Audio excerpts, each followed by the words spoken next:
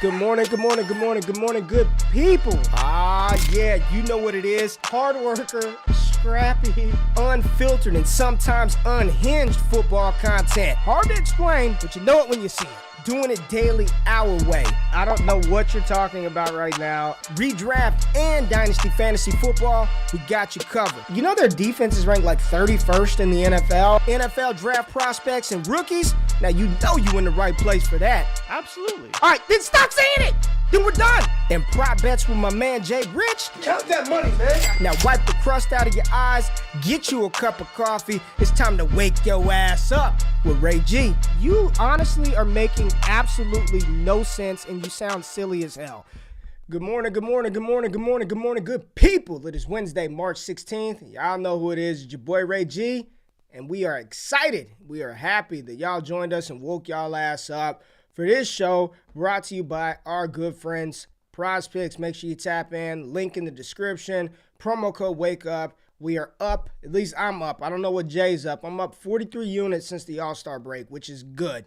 I'm not a professional bettor, but your boy GQ's doing all right on the bets. So make sure you tap in. NFL futures, MLB futures, NBA prop bets. We got the playoffs coming up. March Madness. They're giving out discounts. Kyrie Irving dropping 60 points yesterday. Jay, Kyrie, 60. I mean, that's just every time he plays, 50, 60, him and KD. It's a good, Brooklyn is pushing, man. Brooklyn is pushing. You think they got a shot? You think Brooklyn has a shot to win the East, go to the NBA Finals? I think they have a shot. I think so. You know, I think they need Ben Simmons to win the East, but I think the bigger statement here is that Kyrie is making a statement every time he hits the floor. Yeah, he is telling New York, you need to get me in the building because I could drop 60. I could drop 50. Next game, he might drop 70. He's playing in the fourth quarter, and their team's up 40 points. Again, he's only playing half the game, so he's got to make a statement every time he plays. I get it. And I think the stat was KD and Kyrie, first teammates to ever go back-to-back 50-point games in a row. Incredible. What can you say other than incredible? But you've been hitting the bets. I don't want to talk about my bets right now. I don't want to talk about them. They haven't been good to me. I hit a couple good parlays, some same games. But, again, the futures are where I think it's at. I got the MLB future with Tatis, which I'm very happy about now that he has his wrist injury. So we'll see. But we're going to talk NFL, man. Lots of news breaking. Every day. Free agency galore. It's nuts. So I gotta tell y'all real quick, though. OGQ was up late.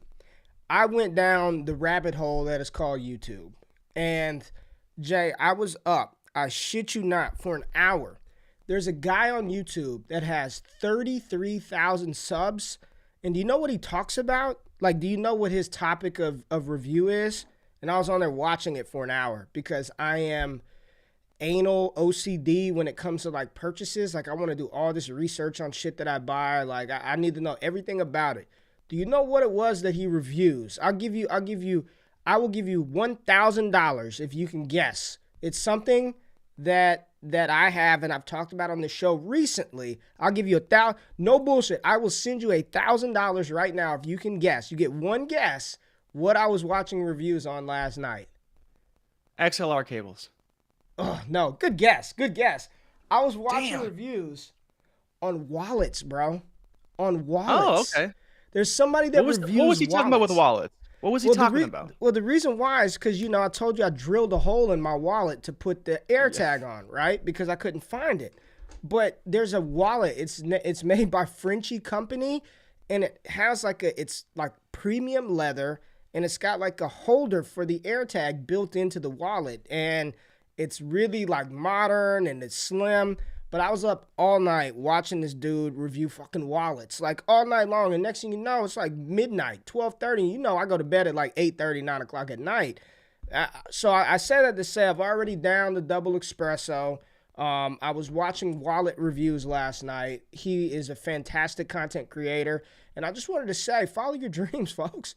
There's nothing out there that people will not search reviews for. I was floored at how many people follow this guy. So whatever it is, GQ motivation of the day, follow your damn dreams. You want to review wallets, shoestrings, hand sanitizer? I promise you, there's a market out there for it. Don't know. I just had to start off by saying that. because I was up late, and I thought the people should know that if you want to review a wallet, a billfold, trifold, go check this gentleman out, man. Yeah, man. Yeah. The terminology and everything, you're picking up on some I things. learned. It's funny you said that because grew. to me, the first thing that you probably thought is like, damn, he's got more subs than me. Like he's talking about wallets. And he's talking about wallets. Proof that, I'm like crazy. looking around, what can I fucking review? What can I do a review on to get some subscribers, man? So if you're listening to this or you're watching it, there's a lot of people that watch this shit, and I know they're not subscribed. So if you're watching this, the least you can do is subscribe. Just hit the thumbs up button, like it, subscribe. Help me get more than the wallet guy, man. I feel like this is good content. There's more people are checking this out than wallet guy. Like, let's get it going here. All right, where's the news, Jay? What we got? So yes, hold on. Shane said, did you buy? I did. I bought the. There was a limited edition version where the interior was red leather. Bougie GQ, of course. It's a black exterior with the it was only $10 more. You get the limited edition or you get the standard. You gotta go limited edition, dog. It's black and red. I'm very excited. They charge you $20 for shipping. I didn't care. Bring it here. I need this wallet. So go ahead. Sorry. All right, so I don't know if you want to go through everything, but I think I'll just start going through the news, and you can stop me if you want to talk about certain topics. The biggest topic, of course, is Deshaun Watson. It's reported that the Carolina Panthers believe that the Saints are the front runners for Deshaun Watson. And then as well, Diana Rossini from ESPN did tweet out that it's the Browns, the Saints, and the Panthers that presented trades to the Houston Texans that were approved by the Texans and ultimately set up meetings with Watson. And then the Atlanta Falcons as well have a meeting today, but it was actually Watson who reached out to them. He's a Georgia boy, went to Gainesville High School, and then apparently was also a ball boy for the Falcons when he was younger. So he has a bit of a relationship with Arthur Blank, the owner. So we'll see what happens. But that meeting is today. So we may have a Watson deal on the horizon today.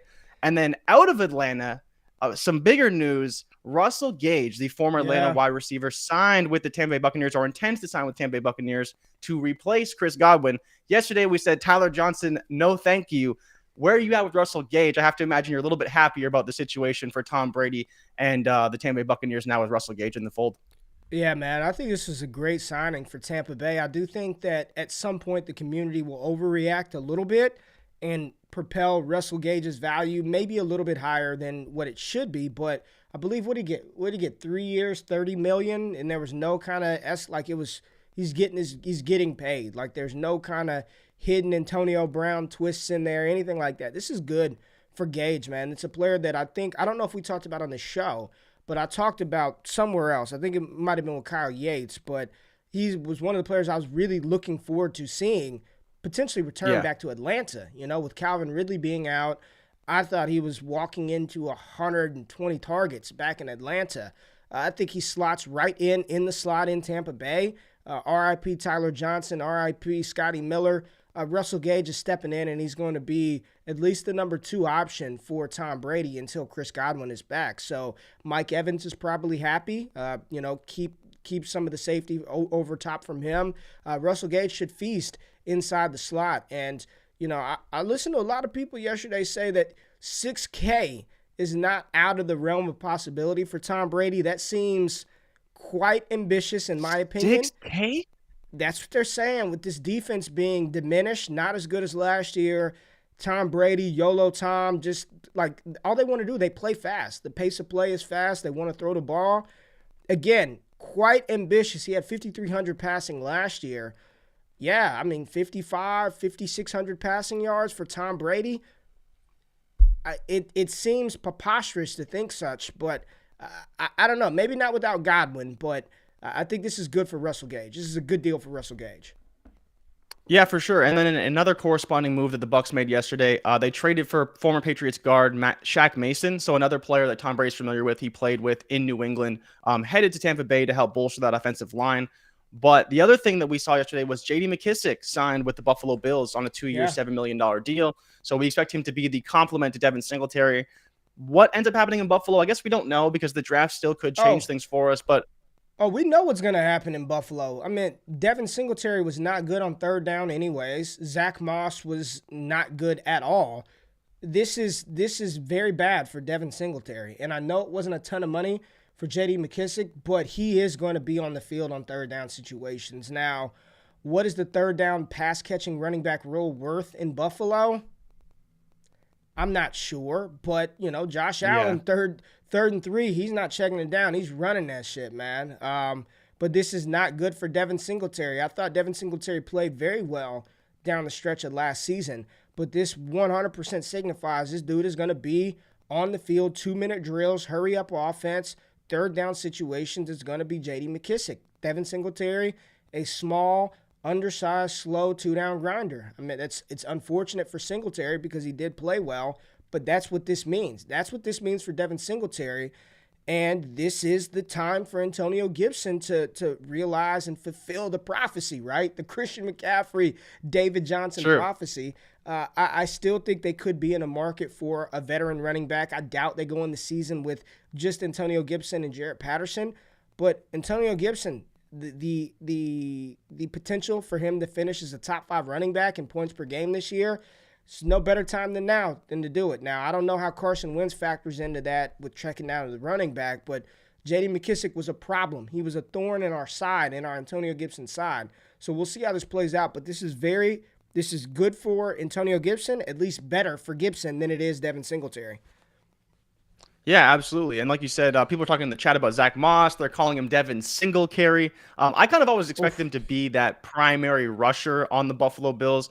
It comes down to his touchdown ceiling. And again, it's still much lower with Josh Allen in the fold.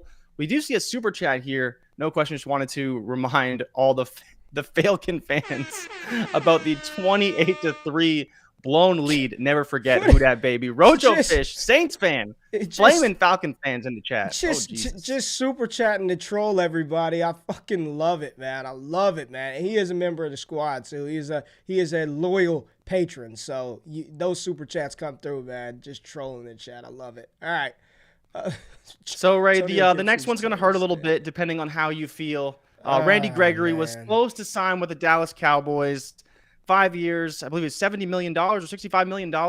And then he turned around and said, nah, I don't want to do this anymore. I'm going to Denver. He said it was tweeted out by the Cowboys, and then someone tweets out, oh, he's actually going to Denver. And then the Denver Broncos social media accounts tweeting out stuff. Randy Gregory he's going to Denver, unfortunately. And the Cowboys they're in trouble right now. They keep losing players. They can't re-sign guys. They're cutting key assets. Ray, where are you at with your Cowboys right now? We'll see what happens. They could still make some moves, but losing Randy Gregory is a big loss for the Cowboys.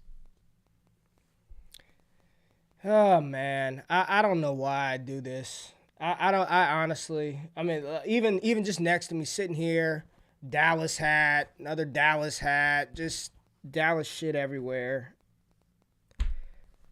I don't know, man. I was happy, 5 years, $70 million, and then 15 minutes later, he's going to Denver.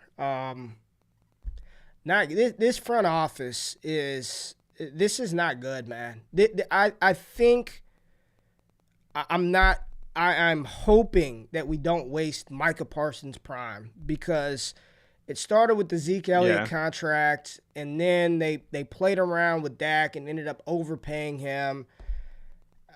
This I don't know what to say, man. Just a catastrophic failure from a front office. Now, to be fair to Dallas, it was reported that they tried to slip in some language in the contract that would basically void his guaranteed money if he were to fail a drug test. Now, there were some credible Dallas sources that tweeted out and recorded videos and posted on YouTube that this language was no different than any other standard contract that any other Dallas Cowboy has. All of them have this clause in their contract, including Randy Gregory, who Dallas stuck by him through all the years. Coming out, if y'all go back in time, I believe it was 2011, 2012, 2014, one of those early 2010 years, Gregory coming out of Nebraska was supposed to be number 1, number 2 overall pick, fell to the second round because of substance abuse issues, marijuana in particular.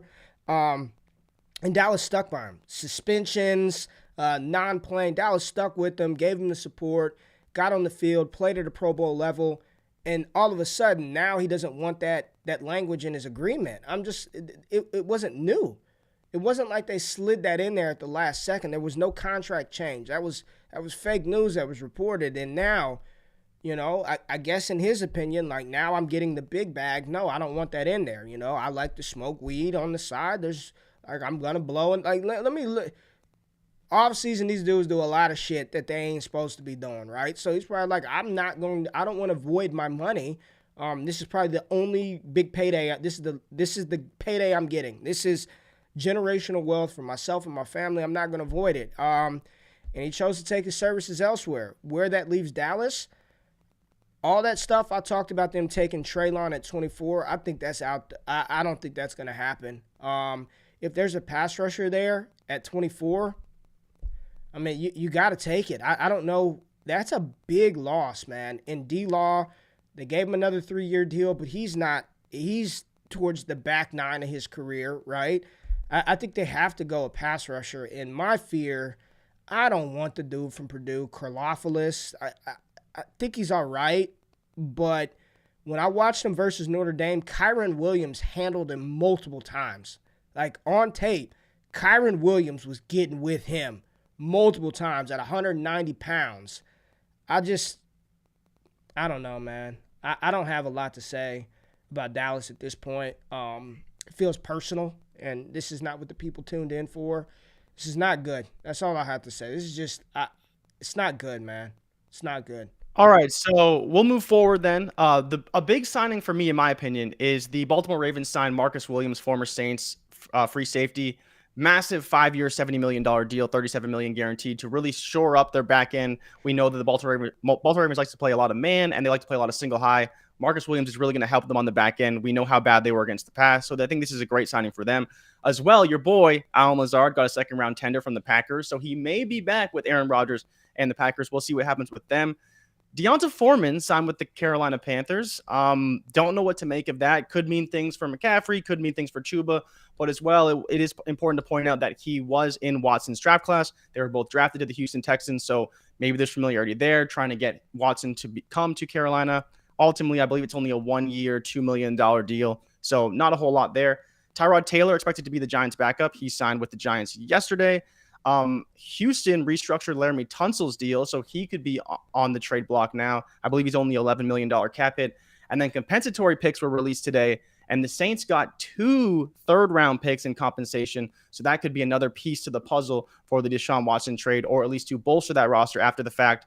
And, of course, late breaking news last night, Baker Mayfield had to release his statement that no one asked for about the situation in Cleveland, about how he was so thankful to the fans, and it was in white mode, so my eyes were burning when I was reading it. But he used white mode. I don't know what he was doing, but he released a statement. He's thanking Cleveland for his time and how things have been. Hasn't been easy. So Ray, what do we make of this with Baker? Because Baker is. We have fan hatred in the chat. This is amazing. Love it, man. Wow. He said Saints fan, and he's right. Saints fans ain't shit, and but it's looking like they're the front runners for Deshaun Watson. So appreciate it. But yeah, man, Baker's love letter to Cleveland was a bit strange, right? It was a bit strange. He used his full name, Baker Reginald Mayfield. Yeah. Baker Reagan Reginald. I called him Reginald. Yeah. Baker Reagan Mayfield. Seemed like a departure letter. I don't know, man. It's just odd. Everything is just weird about it, man. But I think today is the day that teams have to, there's some deadline. We posted in the Discord. What is it? Okay, so the last piece of news for today is that none of the signings are official until the league year rolls over, which is today. But the more important news is that all teams have to be cap compliant today. And so that means we may see cuts, we may see trades, we may see some final movements, restructures, whatever it is, to get all of these teams cap compliant. Once they're cap compliant and the league year rolls over, that's when we may see some more moves and these signings can become official. But yeah, it was definitely weird. And it makes me think that even if Watson doesn't go to the Browns, Baker still may be on the way out. But yeah, like you said, all teams have to be cap compliant. I don't know what the time is. It used to be 4 o'clock, the league year rolled over, but I think they might have switched it to noon recently And so maybe around like noon or 4 o'clock Eastern time that the league year will roll over. And then we may see some more action after that once all teams are labeled cap. Oh, no. Listen, Bruning. I want somebody, I need somebody to love me the way Matt Bruning loves the Browns and Baker Mayfield. Everybody was making fun of Baker in this thing last night, and Matt Bruning comes out of nowhere. I would be hurt too if I were Baker. All he did for the city of Cleveland, Godspeed to Baker. Matt Bruning you talk about me being ride or die for Dallas. This dude, one of the owners, the founders of Campus to Canton, such a fabulous website. Check out their new site. Is just Bruning. We got to have an intervention, man. Like we've got to have an intervention with your Baker Mayfield. You stand by him through thick and thin, better or worse, sickness and health, dark mode or light mode, Reagan or not. You stand by Baker Mayfield, and I commend you, my friend. But we gotta have a talk, man. We gotta have a talk. But what happens? Your prediction. Where does Deshaun Watson end up? I think this is one of the big dominoes. New Orleans. You think he's going to New Orleans? I think he's going to New Orleans with Cajun Brandon Cook, and maybe even. It was just my Brian Kelly impression. Don't hate, man. Don't hate. Okay. Don't hate. Okay. But I think he's going to New Orleans. Yeah. The Falcons were an intriguing one, but apparently they don't have the cap space to make it happen. I saw some people tweeting about that. Carolina, I thought there was a tweet last night that came out that said Carolina that they believed that the Saints were the front runner to land Watson. What does that do for the Saints? Let's just talk through the Saints real quick. What's that do for Michael Thomas? First of all, what would they have to give up? I'm going to assume, this is just me taking a shot in the dark. First round pick this year. Second round, first round what pick I heard, year. it was 3 picks, 3 firsts, and probably Carlos Ruiz, their first round center from last season, is what I was hearing. It would probably be an offensive lineman and 3 firsts. I thought it would be Davenport. I thought they'd have to give So up they Davenport. just restructured Davenport. So apparently he's only like a $1 million cap hit. So chances of him moving now when he has such a low cap number is unlikely. And so that was kind of what Nick Underhill, the main Saints reporter, was reporting. Was once they restructured his contract, going to make it more difficult for him to move because he helps them so much for the cap, right? And so I was hearing 3 firsts and Carlos Ruiz, or potentially their other offensive linemen as well. So we'll see. Depends on what they want. Then obviously there's seconds, there's some of these compensatory picks, and then Teron Armstead. People are saying in the chat they're waiting to see because he was on the Saints, but a pending free agent, or he is a free agent as of like a few hours from now. And he may re-sign if they get Watson. So that's another domino that could fall. And like you said, once Watson signs, I think that's the last domino for some of these free agents, Jarvis Landry, Teron Armstead, and a few other guys. I like this Will Fuller to follow Watson. I mean, that would be pretty cool to see Will Fuller in New Orleans. Somebody says Ruiz makes sense. Cook back in New Orleans, so Brandon Cooks. Interesting. I think there's a lot of fallout here. I think this is immediate. Michael Thomas is happy again, right? MT is happy. His ankle is healed. He's back. Probably good for Kamara. If they take another receiver later, if they sign a receiver, that's good. Does New Orleans, if they don't have to give up Davenport or Lattimore, I know they lost Marcus Williams. I think that makes them probably. Do you want to say the front runner in the NFC South over Tampa Bay? I'd say it's a deadlock at worst, right? Because I think that the Saints have a better team than Tampa, right? Tampa's still got a few holes to fill, and they will get that right. But at worst, I think they're co-front runners to win the division for sure. Yeah, I don't understand shit about the cap, so I stay away from it. It's not my expertise, but we'll see how this plays out. Does Kamara get suspended? Everyone forgot about that. He just beat somebody down at the Pro Bowl, so who knows, right? Who knows? If he does, it probably wouldn't be for super long. 2 games maybe. So we're still waiting on Allen Robinson, Juju Smith-Schuster signings. We have not seen those, and there were a couple of other interesting free agents that we don't have to dive into now. But Cordero Patterson, where does he end up? There were a couple of players that I was looking at, like, there's still some fantasy viable options out there. Did you talk about? I think you skipped over Deonta Foreman, or you sort of mentioned it quickly. Yeah. What do you think? So initially, you and I both thought the same thing initially, right? That them signing Deonta Foreman, I was like, they got a deal in place. Watson's going to Houston. They were already talking about trading Christian McCaffrey. What is the most logical outcome from that is Chuba Hubbard probably just isn't good enough to be the backup.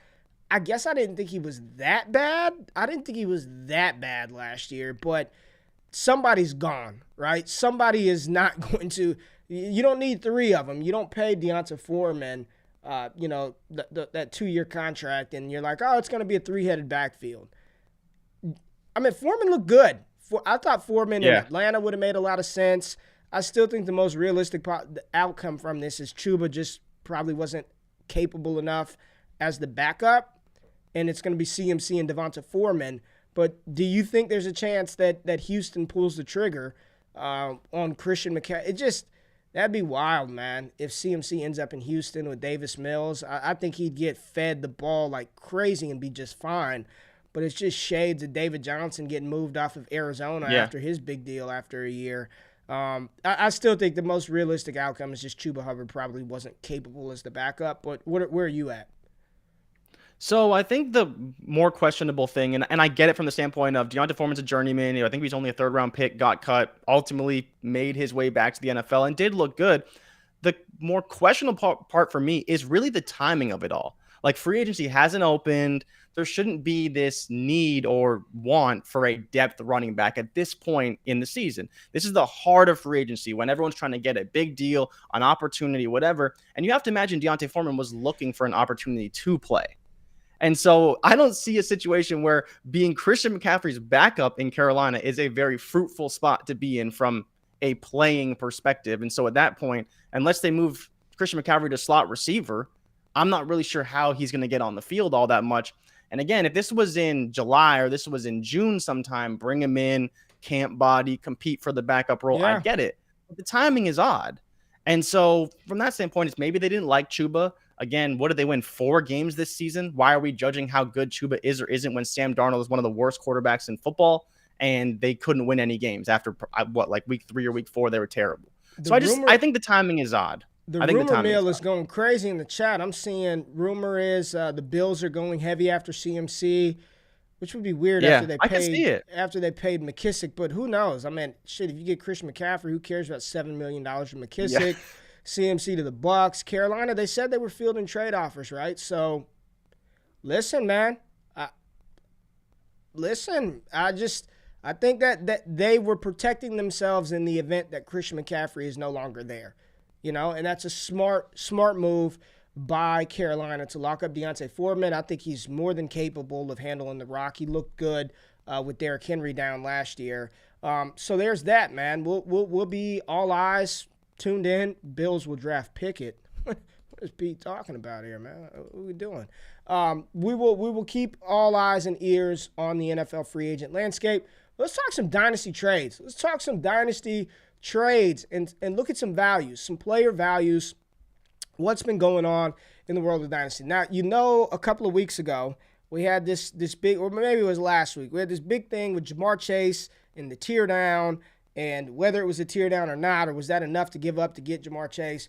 We got another Jamar Chase deal, and we've seen this before on the trade show. And initially, I was, let's just see. Let's see what the people think. Let's see what you think. So, dynasty trade, and when we do this on the trade show, we do not talk settings, format, all of it. It's just too difficult, right? 10-team league, 12-team league, 14-team league, half-point PPR, point per first down, point per kick. Just grade the trade on the merit. Is this something, irregardless of format, would you be considering to do, right?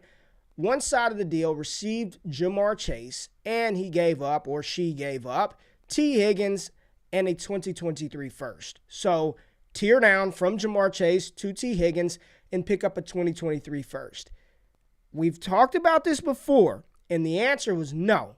But are you willing to reconsider on this deal, Jay? Would you trade Jamar Chase for T. Higgins and a 2023 first-round pick? I'm iffy on it. I think it's a fair deal if that's the route you want to go. I just don't know if I would make that decision personally. It's kind of hard to think that you're trading away a number 1 wide receiver, maybe number 1 in football, for his partner in crime on the same team. even though he was super productive, and then, like you said, a first-round pick on top of that, if we assume it's mid-first, which we usually do with these kind of, next year and beyond first-round picks, I think it's a fine deal. There's a lot of good running backs in the draft. There will be a couple good wide receivers. I think if that's, in the top 6, you're probably going to get a really good talent to pair with T. Higgins, and it's probably a fair deal. But that's knowing what's coming, whether you're talking quarterbacks, if you're just talking running backs and receivers. I think there will be 6 players you'll be happy with if you pair them with T. Higgins to do that for Chase. I'm trying to find a way to kick Joe out of the chat. I'm trying to find a way to kick our girl Joe out of the chat. I do it because wide receiver. Hey, don't you come in here with that wide receiver slander. But no, it's interesting because literally we talked about this trade a month and a half ago, 2 months ago. It was the same exact deal. And the overwhelming sentiment on the show was, hell no, I need more for Jamar Chase. And Chris is saying, I need more. Luke said, I like the Higgins side a lot. Chase owner definitely could have gotten more. Average manager wouldn't do it. Ricardo agrees with Joe, saying, I do it. It seems fair, but can't pull the trigger on that from Jake. That's where I'm at. Like, it's fair, but give me more. I think it's fair. Shane said, no chance. I want 2 first. Like, no chance. I want 2 first and a wideout for Chase. And that's sort of where I'm at. Like, it's a fair deal.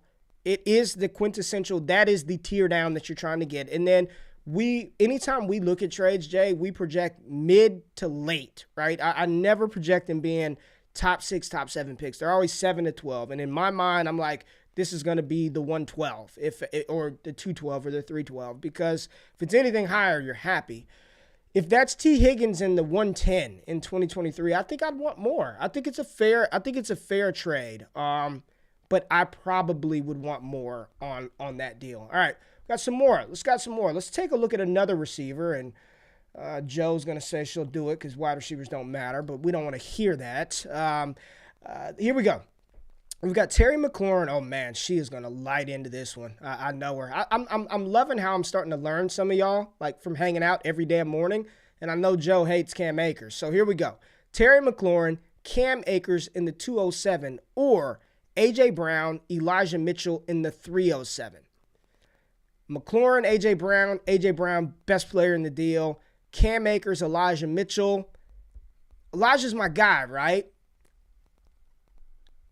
I probably still lean Cam Akers. I know I'm in a camp of my own here, but I probably still lean Cam Akers.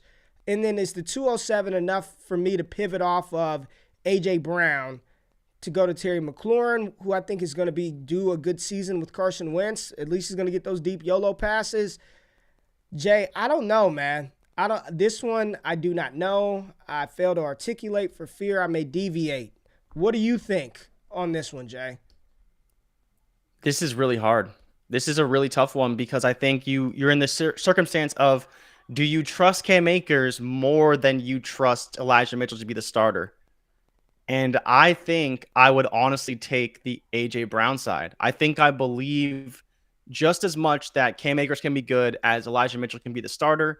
And for me, then the tiebreak is Terry McLaurin over A.J. Brown, or A.J. Brown over Terry McLaurin, of which case, of course, I'm going to take the younger receiver that I view as a little bit better. I like Terry. If he gets a quarterback, he could be great. The tier down in the picks, I don't really care about. You're getting the best player in the deal and potentially the better running situation, depending on how things shake out on the Rams. I love the Rams as a team and how they run the ball, but I think there's equal chances that Cam Akers is the starter and is good, as Elijah Mitchell is the starter and is great, which he has been as long as he is the starter for San Francisco. So I think the tiebreak for me is A.J. Brown over McLaurin. But it's close. It's very close for sure. I like the trade. 5-Star Pete asked what the pick is on the A.J. Brown side. It's the 307. So both of these are 2022 picks. 2022 207. So let's just play this out. Let's put names to picks, right? 207, you're looking at right now based on ADP. We don't have draft capital. Jahan Dotson, Rashad White, Christian Watson. Can we say Brian Robinson? I think we like it worse. We're getting Brian Robinson probably. Here's the thing. B-Rob's going to be a day 2 pick. People don't want to admit it right now. They don't want to accept that he's going to be a day 2 pick. I will take that bet. If you want that bet, DM the Wake Up Show, and we can lay a little something on that. He's going to be a day 2 pick. So I still think it's probably Watson, Jahan Dotson, Rashad White in that area, who apparently, just putting it out there, the NFL is a lot lower on one Rachaad White than us in the fantasy community. A lot of people are saying he's probably like a 5th-round pick in the NFL draft, never going to be a starter, just kind of a guy. He's got all the physical qualities that you're looking for, but apparently the NFL is not as high on one Rachaad White as we are. Yeah, man, A.J. Brown, to me, is the best player in this deal, and I always lean that side of a trade first. Elijah Mitchell, kind of volatile, right? Like, he did what we needed him to do last year. I love my guy Elijah.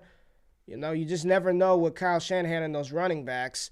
And a lot of people saying that they don't believe A.J. Brown is that big of an upgrade over Terry McLaurin. What side did you say you wanted? I completely forgot. What side? I like the A.J. Brown side. A.J. and Eli, Okay. yeah. I think I'm leaning on the talent of both those guys and not so much worried about the pick difference, right? AJ and Eli, you could have two. AJ should be a 1. Eli could be a 1. He certainly played like one with the volume. So I think from that standpoint, you're looking really good. We don't know how Wentz and McLaurin are going to match up. We view it as an upgrade, but I think we understand and know the situation that Ryan Tannehill and AJ Brown present when they're both on the field and healthy. All right. Let's check out another one. And this was the hot topic yesterday. The hot topic all morning. I didn't argue anybody. I just said it was good for all parties and stop panicking on Amon-Ra St. Brown. Me and Matt Harmon, we went back and forth, and he agreed. J.J. Zacharyson, we talked. They're all like, dude, I don't get it either. We were all in lockstep here. But we got an Amon-Ra St. Brown deal. So right here, we got Amon-Ra St. Brown was acquired or traded away for Cole Kmet, Jawan Jennings in the 204 this year.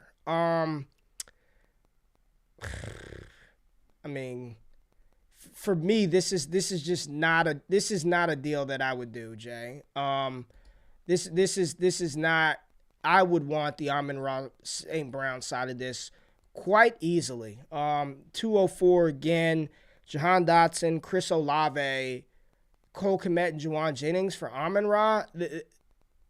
This is a trade that I would not make. I do think that Amon-Ra St. Brown, as it stands today, is the wide receiver 1 for the Detroit Lions. It's not DJ Chark. They re-signed Khalif. The fact that they re-signed Khalif, right, let me tell y'all, everybody keeps saying they're going to draft a wide receiver in the first round. I don't believe it's going to happen. If y'all want to take a bet on that, we can do that too. Them bringing back Khalif Raymond, which didn't make sense, but I don't think they're taking a wide receiver at 32.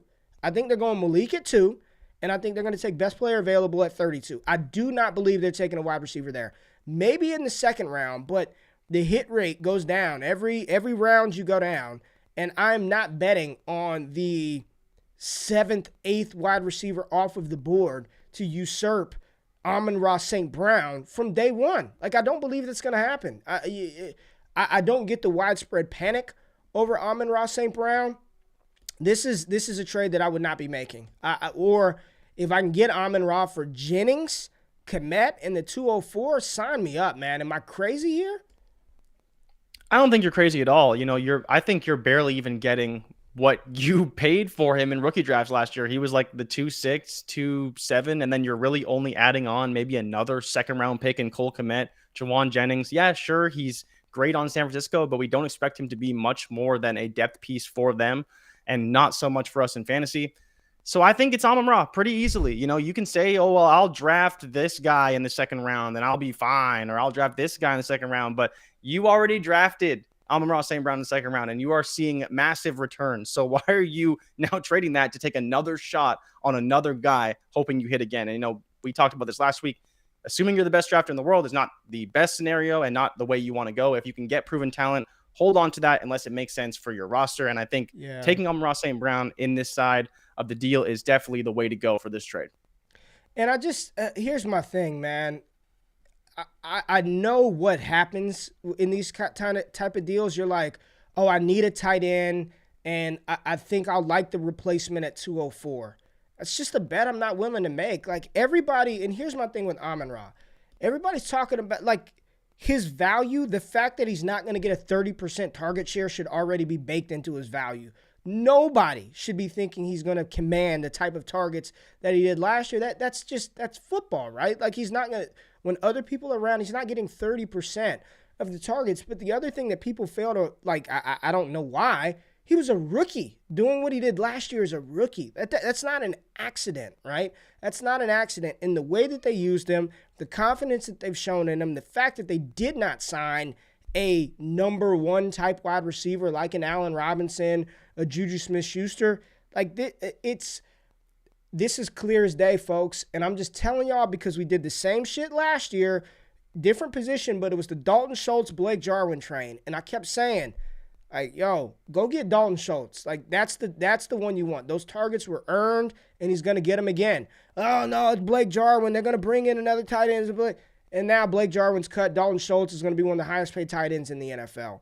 Amon-Ra St. Brown, for every target that he's going to lose, potentially it's only going to increase that much more because he's going to get more volume as the number one wide receiver in that offense.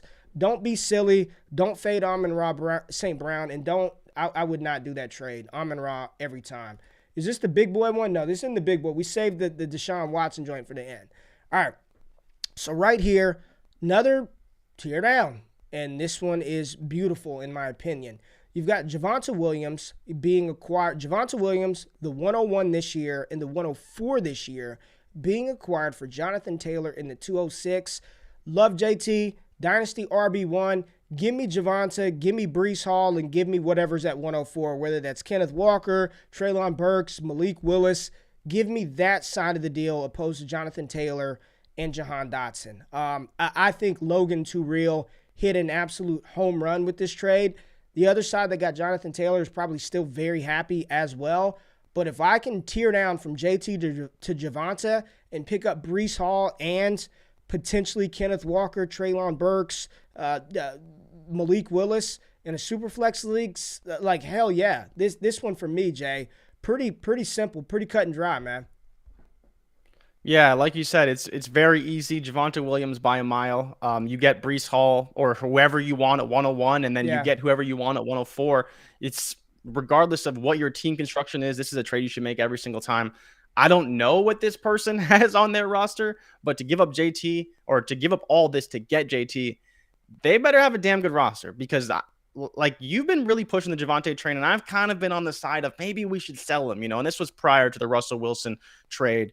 But man, he's going to be good this year. He may not lead the league in rushing. He may not lead the league in rushing touchdowns, but to get Breece Hall and to get another very high-end asset on top of that, it's very difficult to pass that up, and you just have to take that trade because Javonte is going to be great this year. Breece Hall should be great this year, regardless of where he gets drafted.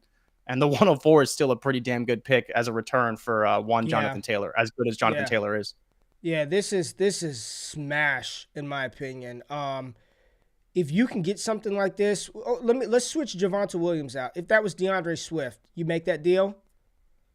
I think as long as you get a running back who is pretty good, like even if that was Alvin Kamara, how would you feel about that? Yes or no? So,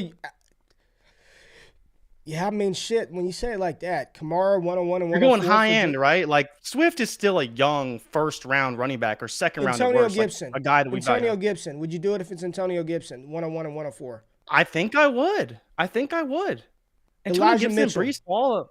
Elijah Mitchell, 101, 104. I think you're going too far down at that point. But again, it's Travis Etienne. Take out Javonte, Travis Etienne, 101, 104 for JT in 206. I don't think I could do it. I don't think I could. I like Etienne. I don't think I like him that much. Etienne, Breece Hall, and if that's Etienne, Breece Hall, and Kenneth Walker, how do you feel? 3 running backs for JT and Olave. No?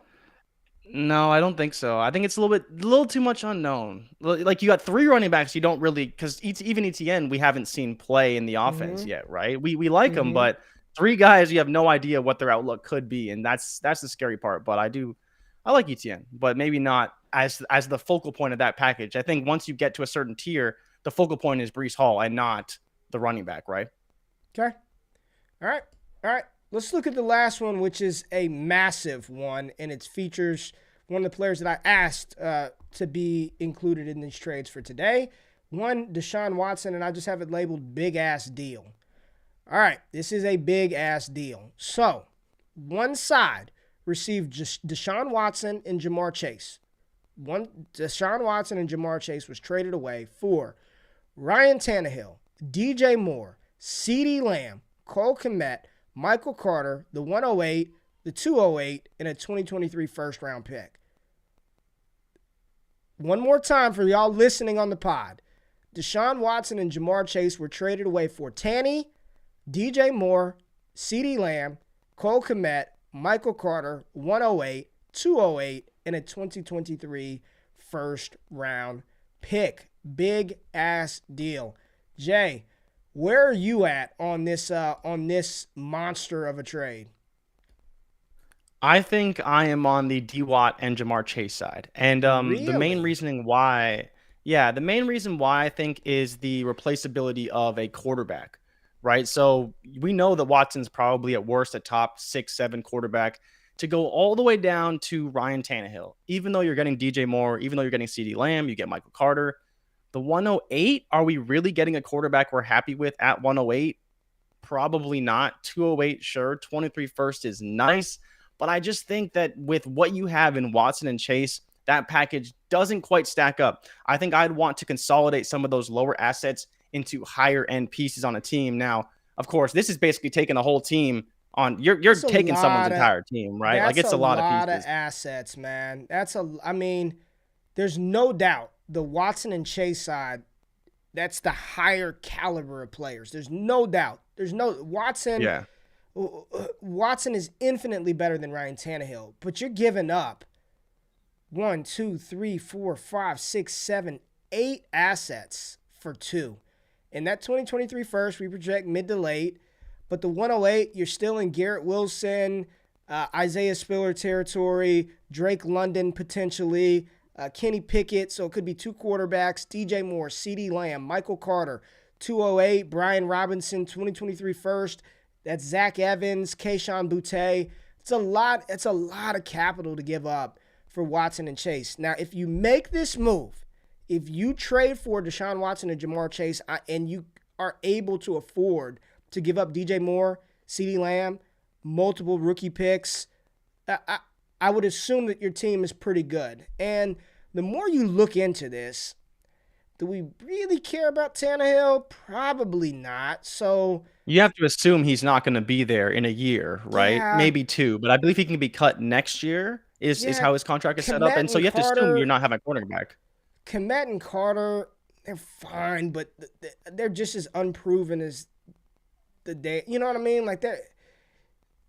I think you have to be rebuilding, right? If you're rebuilding and you take this package for those 2 guys, and then you consolidate it further. You trade DJ Moore, you trade CeeDee Lamb, you trade Michael Carter.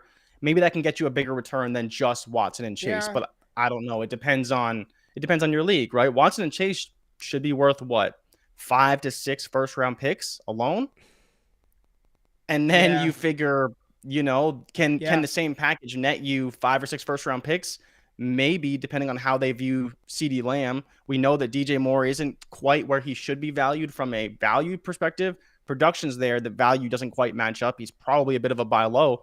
But I see maybe 3 first-round picks, 4 first-round picks on top of obviously the 2 you're getting. So it's close from a value perspective. What I'm doing here, man, immediately, I'm trying to just flip everything for picks. Like at this point, I'm just if I trade Watts, here's my thing with trading Jamar Chase. It has nothing to do with this deal, but just in general. Every year, we spend so much time evaluating these wide receivers because we're looking for the next Jamar Chase. We're looking for the next A.J. Brown. We're looking for the next Justin. You fucking found him in his first season. Like, there he is. There's the guy that you've been looking for years in rookie drafts, right? You have him on your roster. I get Dynasty is this value game, right? Like, where's the value you can get? But let's just take it, even if it's 101, 102, and 103. You have Jamar Chase. There's no sure thing in a rookie draft, man. So you're trading a known commodity. You know what he's going to be. He's 21. Like he hasn't even reached prime levels of playing wide receiver, right? He's just out there playing around. He didn't even play football a year ago, right? You're looking for that in these rookie picks. My thing is, why are you actively trying to move that, right? I don't know. I see it from both sides of the coin, man. If I got this package, if I'm loco, I'm trying to trade CeeDee Lamb. I'm trying to trade DJ Moore. I'm trying to trade Ryan Tannehill. 100%. I want to turn all of those into picks. I want as many picks as I can get. If I could trade Lamb for 2 firsts, 1 this year, 1 next year, boom, you're gone. If I can trade DJ Moore for a first and a second or 2 firsts, boom, you're gone. If I can get a second for Tannehill, you're gone. A high second for Tannehill, you're gone. Michael Carter, high second, you're gone. Like, I'm trying to turn all of those assets into, and if I had to keep one, it would be CeeDee Lamb. That would be the foundational piece that I built around. DJ Moore can go, Tannehill can go, Kmet, Carter can go. I'm just trying to load up on picks, but that's a lot, man. That's a lot to give up, lot to move. I don't know what everybody's saying in the comments, but yeah, if you could flip for those assets, I don't understand why people are actively trying to get rid of good players, like actively searching to trade. These are dart throws. As good as Breece Hall and Garrett Wilson and Drake London and Treylon Burks are, or at least as college profile athletes are, there's no sure thing. And when you find the sure thing in their first year, like, you know what Jamar Chase is going to be for the next 10 years. You know what Kyle Pitts is going to be for the next 10 years. I'm just not inclined to move off of those guys that quickly, right? Especially for dart throws, which are rookie picks. They're all fucking dart throws, man. So it's just something that I personally don't particularly like to do in Dynasty, but I know a lot of people do, and I'm not going to knock it if that's your strategy. The value game, not going to knock it. Jay, any final thoughts from anything today, anything you're looking for, man? We got one more show tomorrow. I'm looking through the comments. Anything you want to leave us with? No, I think that I'm waiting to see, right? Today could be the day we get Deshaun Watson news. And of course, that will be the lead story tomorrow. And then now with Baker Mayfield, I don't really know what the hell's going on. I never thought he was a trade candidate unless it was in a Watson deal. But now it seems like maybe we see Jimmy G potentially go there or something. There's still maybe some movement in the quarterback landscape. As much as I thought it was mostly settled other than Watson, there may be some more movement, which is interesting because the NFL is better when we get some movement. It's lots to talk about, lots of new scenarios, and I want to see what else gets moved. But apparently, though, and I was hearing this yesterday, apparently the market for Juju is not very good right now. Apparently, not a lot of teams want him, whether he's asking for too much money or teams just don't want him on their roster. Again, people make fun of Juju a lot, but I'm not entirely surprised if a coach is like, he does a little bit too much. Maybe he's a little immature. Who knows what it is, right? But he hasn't always shown that he deserves this big contract on the field from a production standpoint or at times the way he carries himself. So we'll see what the market is for Juju, but I don't know. I'm curious. I do like Juju. I think he's still a buy low, and I think people are sleeping on him a little bit, but we'll see. That's still for me, him and A-Rob. I think A-Rob's going to take the most money. I'm not going to try to say he's Kenny Golladay, but I think that he's just looking for a big deal. But we'll see. I don't know. Okay. All right. And once again, OGQ Jay, when we get off of here, make sure I load up the outro video. It's just a cold fucking outro, man. It's okay. It's a cold outro. I guess we could turn on the podcast feed. Will get the outro. Don't worry about that. Yeah, we love y'all. Thank y'all for tapping in. Jay, I just want you to know your video was shitty the entire show. You've been grainy. I know. You mess up how clear it looks on my end. That Canadian internet is no good. Make sure you check out those wallets, everybody. Stay tapped into free agency. I have no clue what we're going to do tomorrow, wherever the wind in the NFL takes us. But we love y'all. Yes, hit the damn like, but thank you. Tip the bartender. Just like the damn video, right? You're already on YouTube. Just hit the thumbs up button. It's good for the algorithm.